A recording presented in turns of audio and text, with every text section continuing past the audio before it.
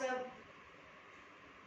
आप लोगों ने पिछली क्लासेस देखी होगी मेरी और चैनल को सब्सक्राइब किया होगा। अगर नहीं किया है तो कर लीजिए। टेलीग्राम पे किंजल लर्निंग और मेरा यूट्यूब चैनल भी है किंजल लर्निंग। तो आप ज़्यादा से ज़्यादा सब्सक्राइब कीजिए जिससे कि मैं आपको इम्पॉर्टेंट साइकोलॉजी के डाटा दे सकूं। आज की क्लास में जो टेस्ट पेपर हम सॉल्व करेंगे वो है व्यक्तित्व विभिन्नताएं या फिर व्यक्तित्व विभिन्नताएं, इसके लिए लिख सकते हैं। फर्स्ट क्वेश्चन के बारे में बात करते हैं। व्यक्तिगत भिन्नता का सम्मान करते वक्त एक शिक्षक से क्या आशा नहीं की जा सकती है। मतलब व्यक्तिगत भिन्नता को ध्यान में रखते हुए हम एक शिक्षक से क्या आशा नहीं कर सकते, ये प्रश्न है। ऑप्शन देखिए। पहला, योग्यता अनुसार समूह में विभक्त करना। तो ये तो हम आशा करते हैं, तो ये तो सही ऑप्शन है। हमें क्या बताना है, क्या नहीं करना है। दूसरा, पाठ्यचर्या को समायोजित करना। तो पाठ्यचर्या को समायोजित करना भी चाहिए।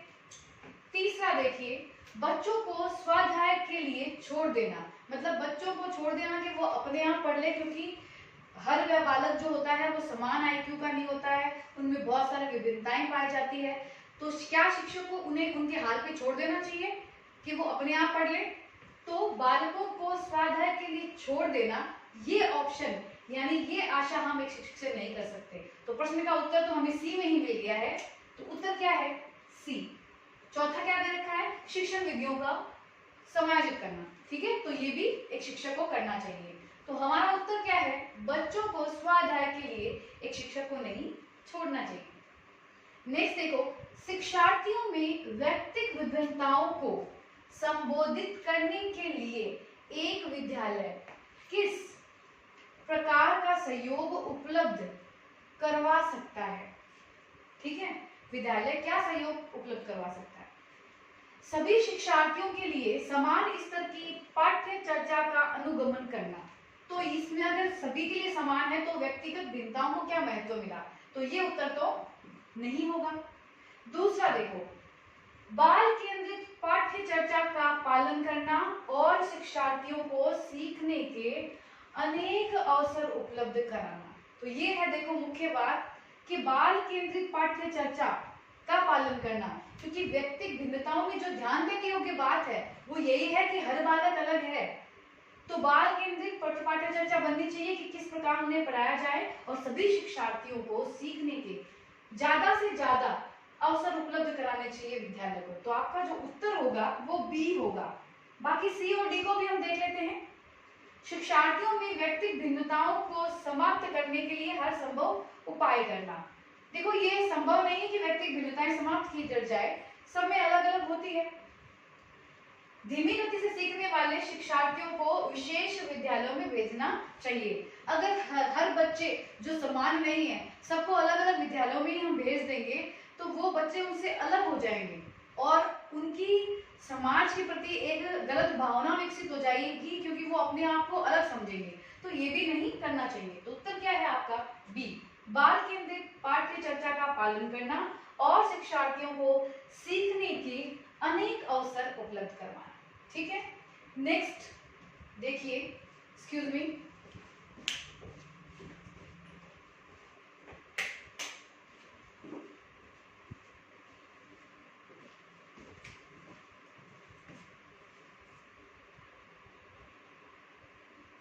अगला क्वेश्चन देखिए।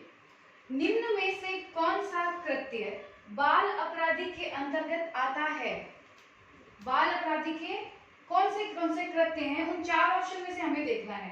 पहला देखिए, पहला है जुआ खेलना, दूसरा है दीवा स्वप्न देखना, कक्षा में नींद निकालना, गृह कार्य नहीं करना। तो बैक चलिए, यहां से देखते हैं। गृह कार्य नहीं करना कोई अपराध नहीं है, तो ये उत्तर नहीं है। कक्षा में नींद निकालना ये भी अपराध नहीं है। दीवा स्वप्न देखना, दिन में सपने देखना, ये भी अपराध नहीं है। अगला देखो, जुआ खेलना, ये बिल्कुल बाल अपराध है। तो आपका उत्तर क्या है, ए, जुआ खेलना। ठीक है, अगला देखिए, व्यक्तिगत शिक्षार्थी एक दूसरे से रिक्त स्थान में भिन्न होते हैं। ये जो शिक्षार्थी होते हैं व्यक्तिगत भिन्नता के आधार पे, ये किस आधार पे भिन्न होते हैं एक दूसरे से, उसके बारे में बात कर रहे हैं कि उनमें क्या भिन्नताएं होती है। पहला ऑप्शन है विकास की दर, दूसरा है विकास क्रम, विकास की सामान्य क्षमता और वृद्धि एवं विकास के सिद्धांत। पूछा जा रहा है व्यक्तिगत शिक्षार्थी एक दूसरे से रिक्तस्थान में भिन्न होते हैं, कहां पर भिन्न होते हैं इन चारों ऑप्शन में। पीछे से बात करते हैं बुद्धि एवं विकास के सिद्धांत। देखो बुद्धि के सिद्धांत हो चाहे विकास के सिद्धांत हो, सिद्धांत जो होते हैं वो सभी पर लागू होते हैं। जैसे विकास का सिद्धांत है कि विकास सिर से पैर तक होता है, तो ये सभी पे लागू होगा। तो ये व्यक्तिगत भिन्नता में एक दूसरे के लिए वो जो भिन्न होने का कारण है वो नहीं हो सकता, तो ये आपका उत्तर नहीं है। विकास की सामान्य क्षमता, यहाँ पे भी भिन्नता नहीं होती क्योंकि ये सामान्य क्षमता के बारे में बात की जा रही है, ये भी आपका उत्तर नहीं है। विकास का क्रम सभी में समान होता है, पहले बालक शिशुअवस्था से बाल्यावस्था में जाएगा, फिर किशोरावस्था में जाएगा, तो जो विकास का क्रम रहेगा वो भी समान रहेगा, तो ये भी उत्तर नहीं है। हम बात व्यक्तिगत भिन्नता की कर रहे हैं। अब देखिए विकास की दर, तो ये है आपका सही उत्तर कि व्यक्तिगत शिक्षार्थी एक दूसरे से विकास की दर में भिन्न होते हैं। हर व्यक्ति में, हर बालक में अलग अलग दर से विकास होता है, किसी में ज्यादा किसी में कम। ठीक है, तो आपका उत्तर क्या होगा, विकास की दर। नेक्स्ट देखिए व्यक्ति भिन्नता को प्रभावित करने वाले कारक कौन से हैं। पहला ऑप्शन है वंशानुक्रम। देखो बालकों में वंशानुक्रम जो कारण है व्यक्तिगत भिन्नता का, ये बहुत ही महत्वपूर्ण और आधारभूत कारण है। गार्टन और पियर्सन का मानना तो ये है कि एकमात्र वंशानुक्रम ही कारण होता है जो व्यक्तिगत भिन्नता पाई जाती है। ठीक है, बाकी अलग अलग मनोवैज्ञानिकों के अलग मत है। वंशानुक्रम तथा वातावरण, वंशानुक्रम हमने पढ़ा, वातावरण जो है ये भी बहुत बड़ा फैक्टर है, ये भी एक आधारभूत रीजन है जिसकी वजह से व्यक्तिगत भिन्नता पाई जाती है, क्योंकि व्यक्ति जिस समाज में रहेगा उस व्यक्ति में उसका प्रभाव पड़ेगा और उसी प्रकार वो अलग अलग हो जाएंगे, जैसा समाज उस प्रकार का उसका व्यक्तित्व बन जाएगा, तो ये भी फैक्टर है। तीसरा है केवल वातावरण, तो केवल वातावरण ही व्यक्तिगत भिन्नता का कारण है या फिर इसमें से कोई नहीं। तो देखिए आपका उत्तर होगा बी, क्योंकि वंशानुक्रम तथा वातावरण दोनों ही व्यक्तिगत भिन्नता के आधारभूत कारण हैं। नेक्स्ट, निम्न में से कौन सा संवेगात्मक बुद्धि का तत्व नहीं है। संवेगात्मक बुद्धि क्या होती है, स्वयं के और दूसरे के विचारों को जानना, उसकी अपनी भावनाओं को समझना, अपने आप को अभिप्रेरित करके अपने और जो दूसरे हैं उनके संवेगों को प्रतिबंधित करने की जो योग्यता है, यही संवेगात्मक बुद्धि है। अब हम बात करते हैं इन चारों ऑप्शन की। पहला संवेगों का प्रबंधन आता है, स्व अभिप्रेरित करना ये भी है, दूसरों के संवेगों को पहचानना ये भी है, तो लास्ट देखिए सजीवों में विभेदन करने की क्षमता रखना, ये संवेगात्मक बुद्धि का तत्व नहीं है, तो उत्तर क्या होगा आपका डी। लास्ट देखिए सृजनात्मकता में धीरे धीरे लोप होने का कारण होने लगता है या इसका कारण क्या है। पहला ऑप्शन अधिक नियंत्रण या अनुशासन में रखने से होता है, दूसरा देखो इच्छा अनुसार स्वतंत्रता पूर्वक कार्य करने से होता है। हम बात कर रहे हैं कि सृजनात्मकता लोप क्यों हो जाती है, जिज्ञासा को संतुष्ट करने से होता है और उपरोक्त में से कोई नहीं। तो इसका ऑप्शन देखिए, जिज्ञासा को संतुष्ट करे अगर कोई व्यक्ति अपने किसी कार्य को पूरा करके, तो उसकी सृजनात्मकता कैसे लोप हो सकती है, तो ये उत्तर नहीं है। इच्छा अनुसार स्वतंत्रता पूर्वक कार्य करने से तो आपकी सृजनात्मकता बढ़ सकती है, कम नहीं हो सकती।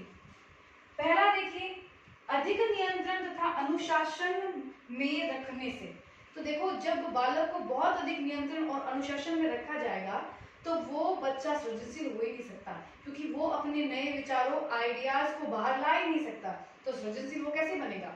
तो उत्तर क्या है आपका ए, अधिक नियंत्रण तथा अनुशासन में रखने से क्या होता है, धीरे धीरे सृजनात्मकता का लोप हो जाता है। यदि आपको बालकों के अंदर सृजनात्मकता को बढ़ाना है तो उसे एकदम स्वतंत्र छोड़ दीजिए और जैसा वो करना चाहता है उसे करने दीजिए।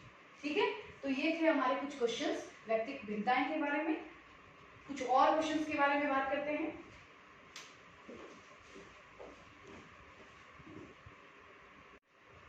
चलिए अब आगे देखते हैं।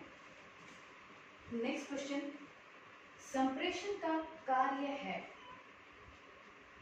ए सूचना का आदान प्रदान, बी शिक्षा एवं प्रशिक्षण, सी अभिप्रेरणा, डी सभी। तो देखिए संप्रेषण जो है, कोई भी काम कर लो सभी में संप्रेषण की आवश्यकता होती है। वो चाहे आप सूचनाओं का आदान प्रदान हो, या आपको शिक्षा देनी हो, प्रशिक्षण करवाना हो, किसी को अभिप्रेरित करना हो, सभी काम के लिए किसकी आवश्यकता होती है? संप्रेषण। तो ये जितने भी कार्य हैं वो सभी संप्रेषण के कार्य हैं। तो उत्तर क्या है आपका इसमें? डी। अगला देखो, एक बालक अनुपयोगी प्लास्टिक थैलियों से कलात्मक वस्तु बनाता है, यह दर्शाता है। ठीक है, पहला ऑप्शन है ए प्रतिभा, बी दार्शनिकता, सी सृजनशीलता, डी कुशलता। देखो इन चारों की मीनिंग समझ लेते हैं पहले, फिर आपको उत्तर समझ में आ जाएगा। प्रतिभा का मतलब होता है विलक्षण बौद्धिक क्षमता। ठीक है, दार्शनिकता मतलब परम सत्य और सिद्धांतों को जानना, उनके कारणों की विवेचना करना। सृजनशीलता मतलब मौलिकता का सर्जन करना, और कुशलता यानी नवीनता, प्रवीणता, आप कुछ भी कह सकते हो। अब यहाँ बात क्या है, प्लास्टिक की थैलियों से कलात्मक वस्तु बना रहे हैं, तो केवल बुद्धि से उसका कोई काम नहीं है, दर्शन से उसका कोई संबंध नहीं है, केवल निपुणता नहीं हो सकती इसके अंदर। सृजनशीलता, यहाँ पे कुछ नया बनाया जा रहा है, कुछ अनोखा जो पहले नहीं हुआ। तो यहाँ देखिए प्लास्टिक की थैलियों से कलात्मक वस्तु बना रहे हैं, तो ये जो गुण है, ये जो चीज हो रही है, यही क्या है? ये सृजनशीलता है। तो उत्तर क्या है आपका? सी। नेक्स्ट देखो, रैन जूली प्रतिभाशाली की अपनी रिक्त स्थान परिभाषा के लिए जाने जाते हैं। रैन जूली ने प्रतिभाशाली के लिए एक परिभाषा दी थी और वो बहुत ही ज्यादा प्रसिद्ध है। कौन सी है? 4 पक्तीय, बी 4 स्तरीय, सी त्रिवृत्तीय और डी त्रिमुखीय। तो देखिए उत्तर है आपका सी, त्रिवृत्तीय जो परिभाषा थी प्रतिभाशाली की, उसी के द्वारा ये रैन जूली जो थे बहुत प्रसिद्ध थे। और जो ये 3 वृत्त थे उसके अंदर प्रतिभाशाली के लिए, वो क्या थे? औसत क्षमता, सृजनशीलता और कार्य प्रतिबद्धता। इन 3 वृत्तीय परिभाषा की वजह से ये रैन जूली जो थे वो प्रसिद्ध थे। ठीक है, तो ध्यान रखिए उत्तर क्या है? त्रिवृत्तीय। अगला देखो, मानसिक रूप से पिछड़े बालकों के लिए निम्न में से कौन सी व्यूह रचना काम करेगी? कार्यों को मूर्त रूप से समझाना, विद्यार्थियों को लक्ष्य निर्धारित करने के लिए प्रोत्साहित करना, पाठ को तीव्र गति से पढ़ाना, सहायता के लिए बाहर से संसाधनों को प्राप्त करना। अब देखिए यहाँ पे बात हो रही है मानसिक रूप से पिछड़े बालक। बी ऑप्शन के बारे में बात करती हूँ। लक्ष्य जो होता है अमूर्त होता है, उसके लिए अमूर्त चिंतन करके सोचना पड़ता है, फिर उसके लिए कार्य करना पड़ता है। तो ये क्षमता मानसिक रूप से पिछड़े बालक में नहीं हो सकती, तो उत्तर बी नहीं होगा। पाठ को तीव्र गति से अगर पढ़ाओगे तो वो मानसिक रूप से मंद है, कैसे समझेगा? तो ये भी नहीं होगा। सहायता के लिए बाहर से संसाधनों को प्राप्त करना, तो संसाधन के द्वारा क्या वो समझ जाएंगे? नहीं, ये भी नहीं होगा। तो कार्यों को मूर्त रूप से समझाना आपका सही उत्तर है ए, क्योंकि मूर्त जब सामने प्रत्यक्ष रूप से किसी चीज को समझेंगे तो वो चीज उनके दिमाग में सेट हो जाएगी। तो उत्तर क्या होगा? ए। अंतर्मुखी व्यक्तित्व वाले व्यक्ति रुचि रखते हैं, किस चीज में रुचि रखते हैं अंतर्मुखी व्यक्तित्व के लोग? पहला, अन्य व्यक्तियों में, ये बहिर्मुखी की विशेषता है। बी, स्वयं अपने बारे में, बिल्कुल सही, आपका उत्तर है बी। अंतर्मुखी जो व्यक्तित्व होता है वो स्वयं अपने बारे में ही रुचि रखता है। सामाजिक कार्यों में रुचि बहिर्मुखी की होती है और शारीरिक कार्यों में भी उन्हीं की होती है। ये जो अंतर्मुखी व्यक्तित्व है वो केवल अपने आप में रुचि रखते हैं। तो उत्तर क्या होगा आपका? बी। सृजनात्मकता के अंतर्गत कौन सी विशेषता सम्मिलित रहती है? पहला, आत्मानुभूति यानी आत्मा का साक्षात्कार करना। बी, आत्मप्रेरणा। आत्मप्रेरणा का मतलब होता है लक्ष्य आधारित जो व्यवहार है जो हमसे करवाता है वही आत्मप्रेरणा है। आत्माभिव्यक्ति, अपने विचारों का जो हम प्रकाशन करते हैं, अपने विचारों को जो व्यक्त करते हैं, अपनी आत्मा की जो भी विचार है वही है आत्माभिव्यक्ति। उपरोक्त सभी। तो सृजनात्मकता में कौन सी विशेषता है? देखिए ये तीनों की तीनों विशेषताएं सृजनात्मकता में होती है, क्योंकि व्यक्ति अगर अपने आप को नहीं समझेगा कि उसकी क्षमता क्या है, अगर वो अभिप्रेरित व्यवहार नहीं करेगा, अपने विचारों को प्रदर्शित नहीं करेगा, अपने जो नए विचार नई मौलिकता जो लेके आना चाहता है वो व्यक्त नहीं करेगा, तो कैसे वो सृजनात्मकता को सर्जन कर सकता है किसी चीजों का। ठीक है, तो ये तीनों चीजें एक सृजनशील व्यक्ति के अंदर होनी चाहिए। ये सृजनात्मकता के गुण हैं जो हर उस व्यक्ति में है जो सृजनशील है। तो उत्तर क्या होगा? डी, उपरोक्त सभी। जिस विधि में अध्यापक सक्रिय व बालक निष्क्रिय रहता है, ऑप्शन है अवलोकन, कहानी कथन, प्रश्नोत्तर विधि और सभी। पहले पे बात करते हैं अवलोकन। अवलोकन में जो बच्चे होते हैं वो कार्य करते रहेंगे और ऊपर से जो अध्यापक है वहाँ के वो उनका निरीक्षण करेंगे, अवलोकन करेंगे। तो इसमें तो ऐसा नहीं है कि बालक सक्रिय नहीं है। कहानी कथन, देखिए कहानी में क्या होता है, एक पक्ष कहता है और दूसरा सुनता है। तो यहाँ पे अगर अध्यापक कहानी कह रहा है तो छात्र यहाँ पे क्या होंगे? निष्क्रिय होंगे। हमारी दादी नानी जब कहानी सुनाती थी तो हम सुनते थे और वो सुनाती थी।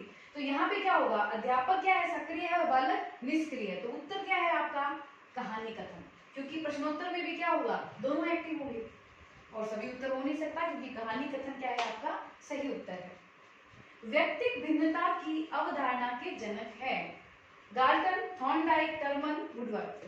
तो देखिए व्यक्तिक भिन्नता के लिए जो अध्ययन किया था वो 1880 में फ्रांसिस गाल्टन ने किया था।